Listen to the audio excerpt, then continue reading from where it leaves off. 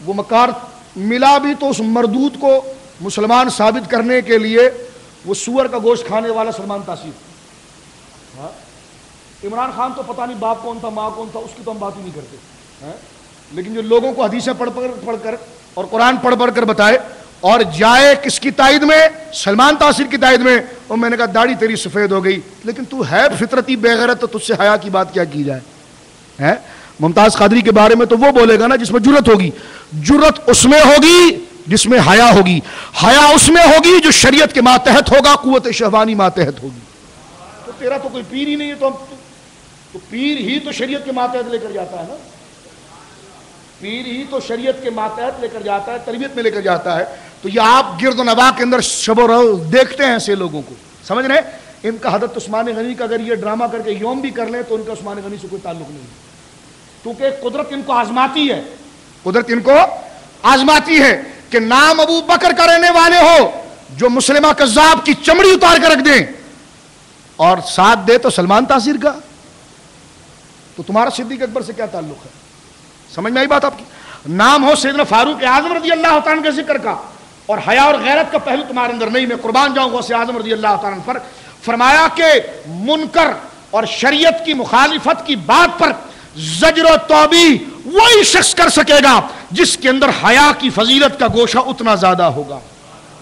تو یہ اتنی بڑی چیز ہے، سمجھے آپ؟ تو اس لیے اللہ سے دعا کرو کہ اللہ ہمیں حیا داروں میں رکھے اور حیا عطا فرمائے.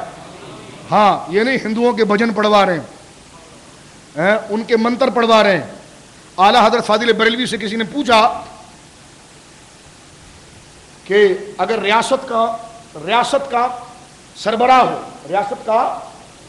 ہو اور اس کی سربراہی کے اندر کچھ جو ہے وہ ہندو بھی ہوں، سکھ بھی ہوں، مجوسی بھی ہوں، اور وہ ظاہر سی بات ہے آپ کی پوجا کرتے ہیں، وہ کفر کرتے ہیں، تو کیا ریاست کا امیر ان کو یہ کہنا جائز ہے کہ ہاں بھائی تم اپنی مندروں میں عبادت کرو، ہم اپنے مسلمانوں کریں گے؟ اعلیٰ نے فرمایا یہ بھی کفر ہے. یہ بھی بولیے. تو جس طرح سلمان تاثیر کے دلال نے یہ جو بات کی، انہوں نے کہا جی اب ہم نے اللہ اللہ کر لیا، اب آپ رام رام کرو معاذ اللہ. اور میں نے کہا یہی تیرے کفر کے لیے کافی ہے، اس لیے کہ یہ رضا کا پہلو ہے، اور الرضا بالکفر کفر. اعلیٰ نے فرمایا کہ ہاں ریاست کا بھی اگر امیر ہو تو مذہبی بنتا ہے، تو شیخ الاسلام بنتا ہے، تو مذہبی بن کر ان کو کہہ رہا ہے کہ بھجن کرو، اجازت دے رہا ہے. ریاست کا اگر امیر سیاسی اعتبار سے بھی جملہ نہیں کہہ سکتا کہ وہ ہندو جا کر گویا کہ اپنے پنڈت کے ساتھ بیٹھ کر بھجن پڑھے اور بھگوانوں کو سجدہ کرے، تو کہا پھر کیا کیا جائے؟ فرمایا سرے سے اس بات کو ذکر نہ کرے، جو ہو رہا ہے بس ریاست کو چلانے کے. سمجھ رہے آپ؟ تو یہ وہ کرتا ہے جو حیاداروں کے ماتحت رہتا ہے. جس کو نوبل ایوارڈ چاہیے ہو یہودیوں سے، تو اس وہ بے غیرت کے بات کیا کریں ہم آپ کے سامنے؟ سمجھ رہے میری بات آپ؟ تو حضرت عثمان غنی ذو النورین رضی اللہ تعالیٰ کا یوم ہمیں حیا کا یہ درس دیتا ہے اور یہ بات کرتا ہے. اور اسی بات کو ذکر کرتے ہوئے قرآن نے بھی ذکر فرمایا کہ شداء الکفار رحماء بینہم، یعنی ایک کامل انسان ہے. اب چھوڑ دو، حضور نے ان کی تربیت کر دی ہے، ان کی قوت شہوانیہ کو بھی اعتدال دے دیا ہے، ان کی قوت غضبیہ کو بھی اعتدال دے دیا ہے، ان کی قوت عقلیہ کو بھی اعتدال دے دیا ہے. لہٰذا جب یہ قوت اعتدال پر آ گئی ہے تو یہ کافروں پر شدت کرتے ہیں، مسلمانوں پر نرمی کرتے ہیں. قرآن نے حضور کی تربیت پر ایک اور دلیل دے دی، فرمایا شداء الکفار. الٹ نہیں ہو سکتا، حضور محبوب سے کہا محبوب الٹ نہیں ہو سکتا. کیوں؟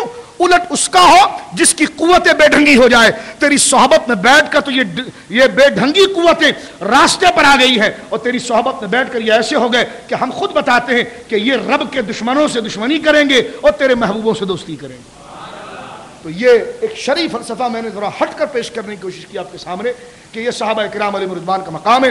آخری ایک حدیث پاک حضرت عثمان غنی کی قبر کے بارے میں سن لیجئے اور میں پھر اجازت چاہتا ہوں.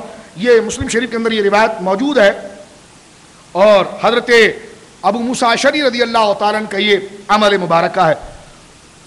اب میں آپ سے صرف ایک بات یہ عرض کرنا چاہ رہا ہوں کہ لوگ اس میں بٹے ہوئے ہیں کہ جناب کیا کرنا چاہیے کیا نہیں کرنا چاہیے. میں تو صرف یہ کہنا چاہ رہا ہوں اور اس بات کو وضاحت کرنا چاہ رہا ہوں کہ صحیح ہوا یا غلط ہوا، سلمان تاثیر کا معاملہ صحیح ہوا یا غلط ہوا، معذرت کے ساتھ اگر کوئی فاحشہ کہیں پر پکڑا گئی، اب وہ اس گناہ میں تھی کہ نہیں تھی اگر وہ پکڑا گئی تو مسجد کے امام کو کم سے کم اس کی سفارش نہیں کرنی چاہیے کہ بھائی یہ فلاں کام کرتے ہوئے تھوڑی پکڑا گئی. وہ ایس ایچ او بھی کہے گا مولانا آپ کیسے کام کیا یار, تو تیری سفید داڑھی کو شرم کر, تیرا سلمان تاثیر سے کیا کام, تو مذہبی آدمی ہے, تجھے ملا بھی تو تائید کرنے کے لیے سلمان تاثیر ملا ہے. میری بات سمجھ رہے ہیں آپ؟ یعنی جس کے شب و روز اسلام کے خلاف 360 گستاخیاں اس کی ثابت ہے. علماء ربانین سارے گویا کہ احتجاج پر ہے. اس نے اپنی درجنوں تقریریں کر رکھی ہے کہ سواد اعظم کی اتباع کرو, تو سواد اعظم تیرے جبے اور تیری یہودی جیسی داڑھی کا نام ہے. سواد اعظم ان کا نام ہے جو علماء ربانیین جہاں پر جمع ہو جائے, علماء ربانیین جہاں پر جمع ہو جائے. اور حق فرمایا لوگوں نے کہ یہ منہاج القرآنی منہاج الشیطان ہے, یہ قرآن کی طرف لانے کا راستہ نہیں ہے, یہ شیطان کی طرف لانے کا راستہ ہے. اس لیے کہ جو ہم نے بزرگوں سے دین سمجھا ہے اس دین کا اس دین سے کوئی تعلق نہیں ہے. اب آئیے حدیث پاک یہاں پر سنیے تاکہ اس معاملے کی مکمل وضاحت ہو جائے. حضرت ابو موسیٰ اشعری رضی اللہ تعالیٰ عنہ وارضاہ عنہ اس کے راوی ہیں, اور بڑی پیاری بات ہے. وہ کہتے ہیں میں گھر میں وضو کر رہا تھا. حضرت ابو موسیٰ اشعری کیا کہتے ہیں؟ میں گھر میں وضو کر رہا تھا. ہمارے دوراجی والے بڑے بھولے والے ہیں, تو یہ سن لیجیے, میں آپ کو نہیں سنا رہے, جو پوری دنیا دیکھتی ہے پھر تبصرہ کرتی ہے, ان کے لیے میں ساری باتیں کر رہا ہوں. کاش وہ ایمان اور عقیدہ وہ ہم سب کو ملے جو باہر دنیا کے اندر ہے. ہمارے یہاں تو لوگ کہتے ہیں جناب کہ وہ کانوں پر جوں نہیں رینگتی. میں نے کہا یقیناً کوئی ہاتھی کی مثال نہیں پیش کرتا, تو یہ بے حسی ختم ہونی چاہیے میرے دوستوں. یہ بے حسی, یہ جمود ختم ہونا چاہیے. اگر اللہ نے جان دی ہے, آپ کو ایمان دیا ہے, نعمتیں دی ہے, تو اس کا آپ اظہار کریں اور اپنے حیادار اور غیور ہونے کا اعلان کریں. اپنے حیادار اور غیور ہونے کا اعلان کریں. کسی سے محبت ایک حد تک کریں, اسے رسول نہ بنائیں, اسے رسول نہ بنائیں. کامیاب رہے وہ لوگ کہ جنہوں نے کسی سے محبت کی تو ایک حد تک کی, اور غلبہ دیا تو اللہ اس کے رسول کی محبت کو دیا. وہی لوگ جو ہے وہ کامیاب رہے, اور انہی لوگوں کو کامیابی حاصل ہوئی. شہزادہ سلیم نے کیا نہیں کہا تھا اپنی بیوی سے کہ جب اس نے شیعوں کا شہید ثالث قاضی نور اللہ شوستری کے بارے میں کہا کہ تم اس کو قتل کرانے کی بات کر رہے ہو, اس نے کہا ممتاز شیعہ تھی نا, تو کہا جی میں نے دل تجھے دیا, ایمان نہیں دیا ہے. دل تجھے دیا ہے تو تنظیموں کو ایمان نہ دو اگر دل دے بیٹھے ہو. ایمان حضور کی محبت کا نام ہے, وہ بچا کر رکھو, وہ بچا کر رکھو, اور دعا کرو کہ تم بھی گمراہ نہ ہو اور وہ بھی گمراہ نہ ہو. اور خدا نہ خواستہ کبھی امتحان آ جائے تو پھر یہ کہہ دیا کرو کہ بھائی انہیں جانا انہیں مانا, نہ رکھا غیر سے کام, للہ الحمد میں دنیا سے مسلمان گیا. تو پھر نظریاتی محمدی بنو, عشق و محبت کے اندر حضور کی عظمت ہی کو گویا کہ فوقیت دو. حضرت موسیٰ اشعری رضی اللہ تعالیٰ نے بیان فرماتے ہیں, کہتے ہیں کہ میں ایک دن وضو کر رہا تھا, انہو توضأ فی بیتی, میں اپنے گھر میں وضو کر رہا تھا, ثم خرج, اور پھر میں نکلا, فقال لأزمن رسول اللہ صلی اللہ علیہ وسلم ولأکونن معه یومی ھذا, آج میں ضرور بضرور اپنے اوپر اس بات کو لازم کرتا ہوں اور ضرور بضرور یہ عہد کرتا ہوں اپنے ساتھ کہ آج پورا دن میں حضور کے ساتھ رہوں گا, آج پورا دن میں حضور کے ساتھ رہوں گا. یہ انہوں نے اپنے آپ سے عہد کیا. کہتے ہیں کہ فجاء المسجد, میں مسجد کی طرف آیا, فسأل عن النبی صلی اللہ علیہ وسلم, میں نے لوگوں سے پوچھا کہ آقا کہاں پر ہے صلی اللہ علیہ وسلم. فقالوا خرج وجهه ها هنا, لوگوں نے کہا کہ حضور تشریف لے گئے اور اشارہ فرمایا بس اسی طرف گئے ہیں. تو کہتے ہیں کہ فخرجت على اسره اسأل عنه, میں اسی راستے پر گیا اور لوگوں سے پوچھتا گیا کہ آقا علیہ الصلوۃ والسلام کو تم نے دیکھا دیکھا دیکھا. کہتے میں آگے بڑھا, کہتے حتی دخل بئر عریس, میں وہاں پر پہنچ گیا جہاں پہ بئر عریس تھا. عریس کنویں کا نام ہے, بئر کنویں کو کہتے ہیں, بئر عریس تھا. کہتے ہیں قال فجلست عند الباب, تو میں دروازے پر بیٹھ گیا, وبابها من جرید, دروازہ یعنی جو بئر عریس جہاں پر تھا وہ ایک باغ تھا, اور باہر جو دروازہ تھا وہ لکڑی کا تھا. کہتے ہیں میں دروازے کے پاس بیٹھ گیا, حتی قضا رسول اللہ صلی اللہ علیہ وسلم حاجتہ, سرکار علیہ الصلوۃ والسلام رفع حاجت سے جب فارغ ہوئے, وتوضا, حضور نے وضو فرمایا, فقمت الیہ, میں حضور کے پاس گیا, فاذا ہوا قد جلس علی بئر عریس, میں نے دیکھا کہ حضور اس کنویں کے پاس بیٹھے ہوئے تھے, اور بلکہ میں نے یہاں تک دیکھا وتوسط قفہا, حضور بالکل اس کنویں کی منڈیر کے اوپر بیٹھے ہوئے تھے. فکشف عن ساقہ, حضور کی پیٹھ کھلی ہوئی تھی, ودلہما فی البئر, اور اپنے دونوں پاؤں کو حضور نے کنویں میں لٹکایا ہوا تھا. سمجھ رہے, یعنی کنویں کے جو منڈیر ہے تو حضور اس پر درمیان میں بیٹھے ہوئے تھے. فرماتے ہیں کہ وتوسط قفها یعنی حضور اس منڈیر کے وسط میں بیٹھے ہوئے تھے. وکشف عن ساقه اور کپڑا جو تھا حضور کا, وہ پنڈلی جو تھی حضور کی وہ عیاں تھی. ودلهما فی بئره فی البئر اور حضور نے اپنے دونوں پاؤں اس میں لٹکائے ہوئے تھے. قال کہتے ہیں فسلمت علیہ میں نے حضور کی بارگاہ میں سلام پیش کیا. ثم انصرفت فجلست عند الباب پھر میں لوٹ کر آیا اور دروازے پر میں دوبارہ بیٹھ گیا.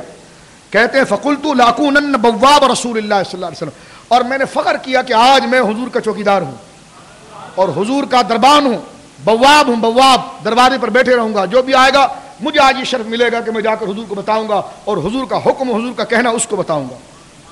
لاکونن بواب رسول اللہ صلی اللہ علیہ وسلم اليوم فجاء ابو بکر اتنے میں حضرت ابو بکر آ گئے. فدفع الباب دروازہ انہوں نے کھٹکھٹایا. فقلت من هذا میں نے کہا جی کون ہے. فقال ابو بکر کہا میں ابو بکر ہوں. فقلت میں نے کہا الا رسلک فرمایا تھوڑی دیر رک جاؤ.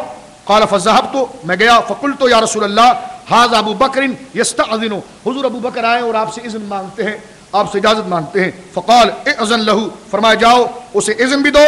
وبشره بالجنہ اور جنت کی بشارت بھی دو. کہتے ہیں قال فاقبلت حتى قلت لابي بکر میں گیا اور حضرت ابو بکر کے سامنے میں پہنچا اور ان کو میں نے کہا کہ آپ داخل ہو جائیں.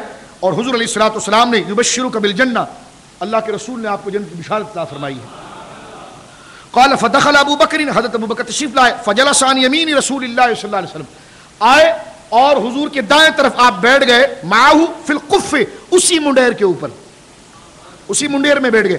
ودل رجلیہ فی البئر کما صنع نبی صلی اللہ علیہ وسلم وکشف عن ساقی وہ بھی حضور کی طرح بیٹھ گئے دونوں ٹانگ لٹکا کر, اور جس طرح حضور نے اپنی پنڈلی سے کپڑا اٹھایا ہوا تھا انہوں نے بھی اپنا کپڑا اٹھا لیا. وکشف عن ساقی ثم رجعت پھر میں لوٹا. فجلست پھر میں دروازے کے پاس بیٹھ گیا. وقد ترکت اخی یتوضا ویلحقنی فرمایا کہ میں جب وضو کر رہا تھا تو میرا ایک بھائی بھی میرے ساتھ وضو کر رہا تھا, میں اس کو چھوڑ کر جلدی جلدی بھاگ کر حضور کے پاس آ گیا تھا. تو یہ کہتے ہیں کہ میں نے دل میں یہ کہا فقلت ان یرید اللہ بفلان یرید اخاه خیر یاتی به کاش میرا وہ بھائی آج وہ بھی یہاں پر آ جائے تو اس کو بھی بشارت ملے گی. اب میں محدثین میں دیکھ نہیں پایا کہ یہاں پر ان کا اشارہ کس کی طرف ہے. یہ صرف صریح حدیث چل رہی ہے, اس میں اشارہ نہیں ہے اور میرے پاس امام نبوی کی شرح بھی نہیں ہے. لیکن یہ ضرور اس حدیث سے پتہ چل رہا ہے کہ جب یہ وضو کر رہے تھے تو ان کے ساتھ ان کا کوئی ایک ساتھی تھا جب انہوں نے عہد کیا تھا نا کہ آج میں پورا دن حضور کے ساتھ گزاروں گا, تو یہ اس کو چھوڑ کر یہاں پر آ گئے. اب یہاں پر آئے تو انہوں نے دیکھا جو یہاں تو جناب دریا رحمت چھماچھم برس رہی ہے, تو انہوں نے اس بات کا ارادہ کیا کہ ارے میرا بھائی جو وضو کر رہا تھا کاش وہ آ جاتا تو آج وہ بھی اس بشارت کو پا لیتا. کہتے فَإِذَا انسان يُحَرِّكُ الْبَابَ پھر کوئی انسانوں میں سے کوئی انسان تھا کہ لگو دروازہ کھٹکھٹایا اس نے.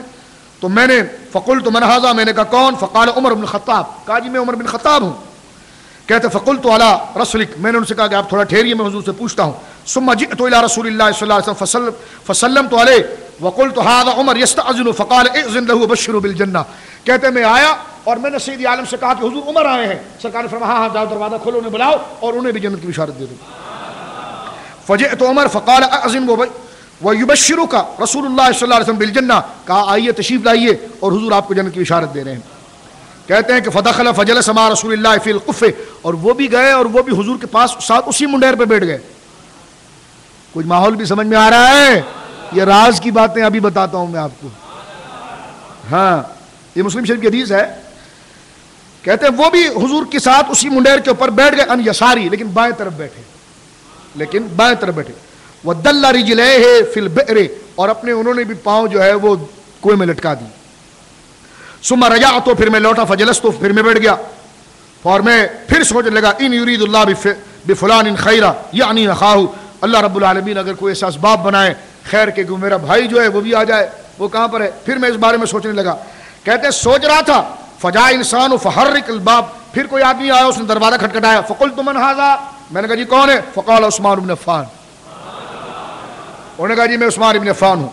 فقلت علی رسلک فرمایا کہ ٹھیک ہے تم رک جاؤ میں حضور سے پوچھتا ہوں. اب سنیے حدیث.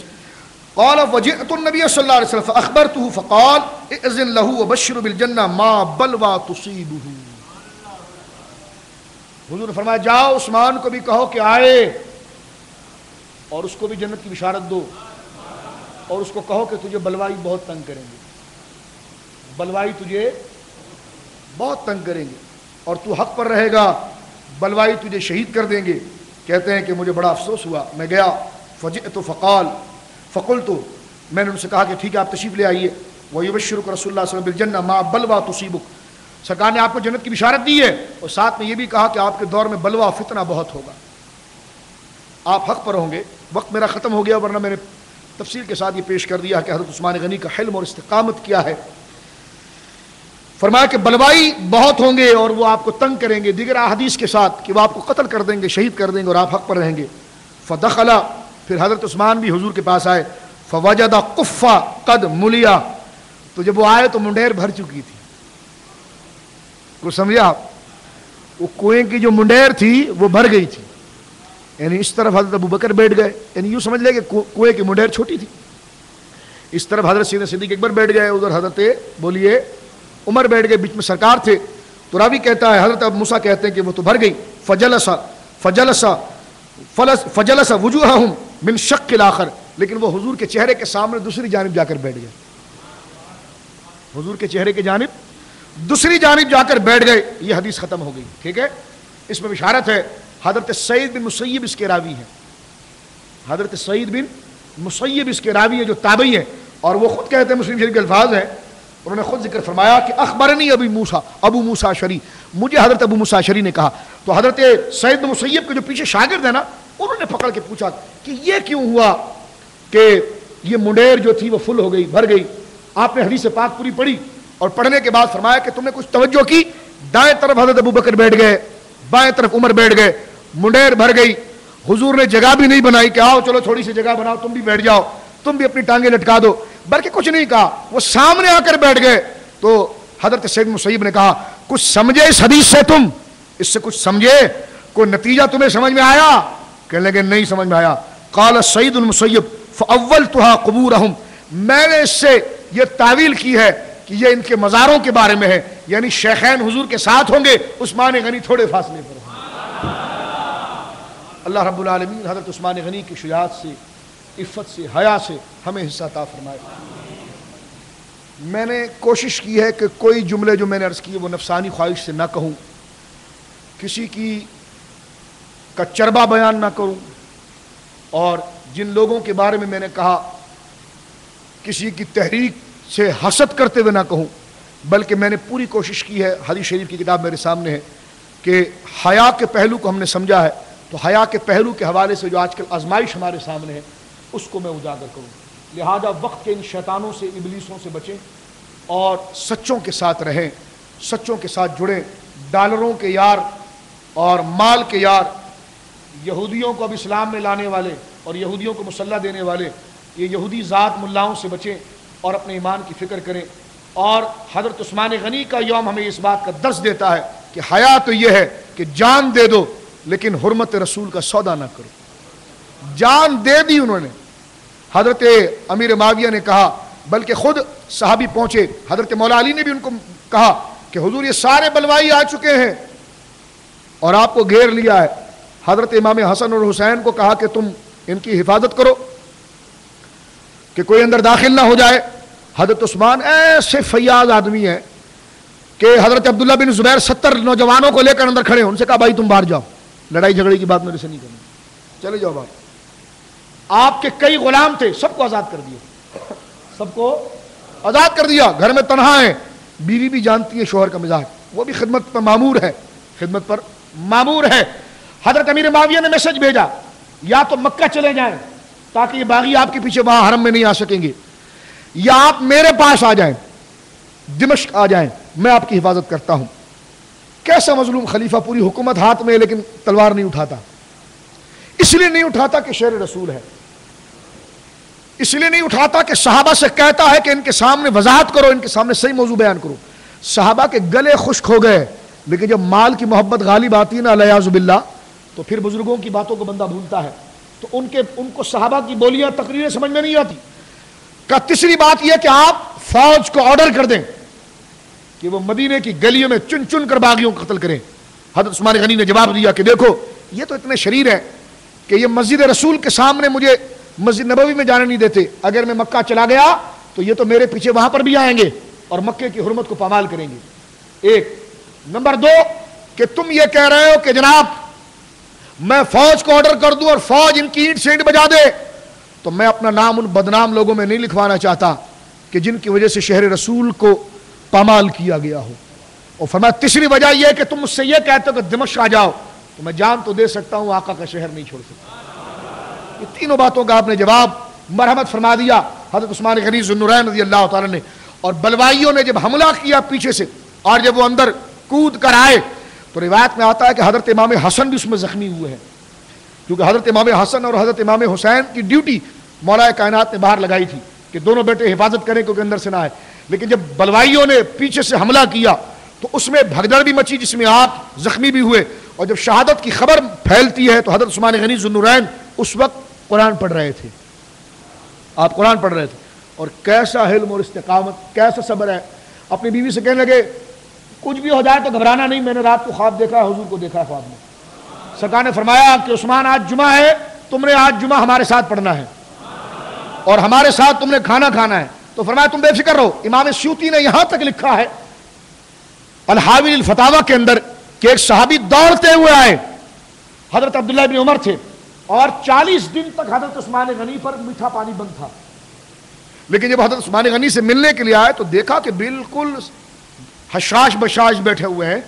تو حضرت عبداللہ ابن عمر کو پریشان جب دیکھا حضرت عثمان غنی نے پوچھا اے ابن عمر تمہیں یہ حال کیا ہے، کیوں ایسے ہو گئے تم؟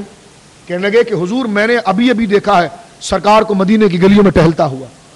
یعنی پریشان حال جس طرح حضرت امام حسین کے لیے. تو حضرت عثمان غنی کی آنکھوں میں آنسو آئے، فرمایا مجھے آقا ابھی میٹھا پانی پلا کر تشریف لے گئے. یہ امام سیوطی نے الحاوی کے اندر اس چیز کو لکھا ہے، جو بھی میرے دوست نے پڑھا، حسن ان کا نام لے کر پکار دیکھ غم میں کہ یہ وہ نہیں جو غافل پس انتظار آئے. حضرت عثمان غنی ذو النورین رضی اللہ تعالیٰ عنہ وارضاہ عنہ کہتے ہیں کہ مجھے ابھی وہ پانی پلا کر تشریف لے گئے ہیں.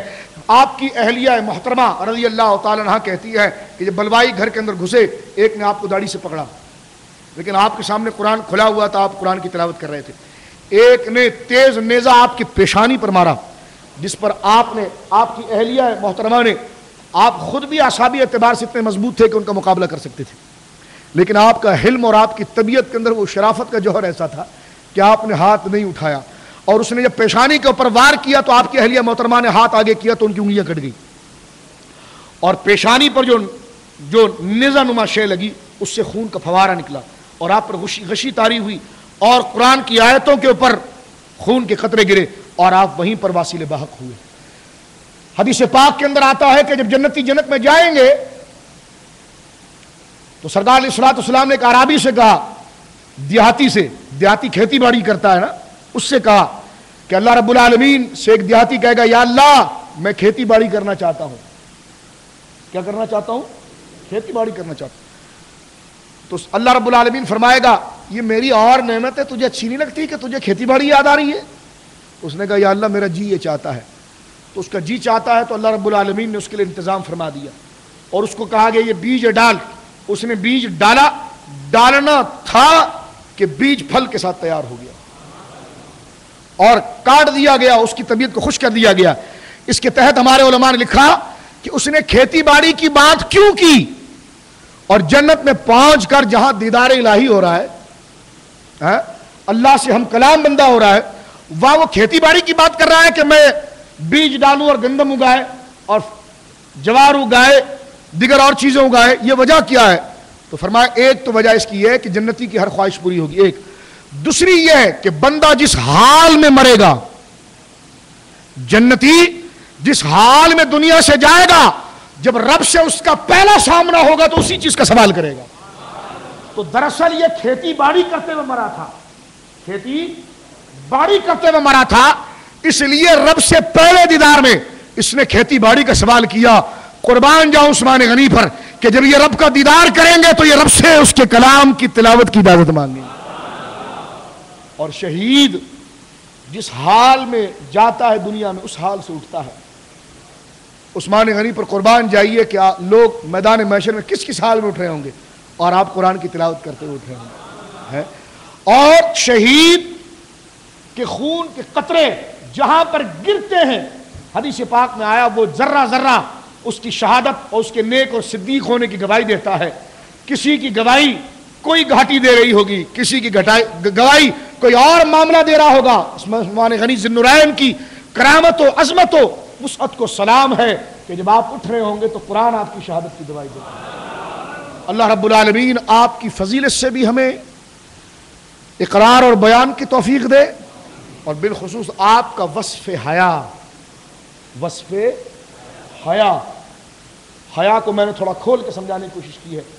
اللہ مجھے بھی یہ دولت عطا فرمائے، آپ کو بھی عطا فرمائے، سارے مسلمانوں کو اللہ رب العالمین یہ دولت عطا فرمائے۔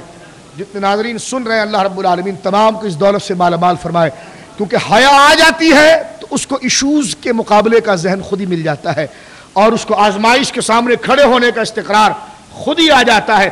امر بالمعروف و نہی عن المنکر کے تقاضے اس کے سامنے خود واضح ہو جاتے ہیں۔ اللہ رب العالمین آپ میں سے ہر دوست کا آنا اپنی بارگاہ میں قبول فرمائے، اس کا بہترین اجر اللہ آپ کو عطا فرمائے، آپ کے بچوں کو عطا فرمائے، آپ کے اہل عیال کو عطا فرمائے۔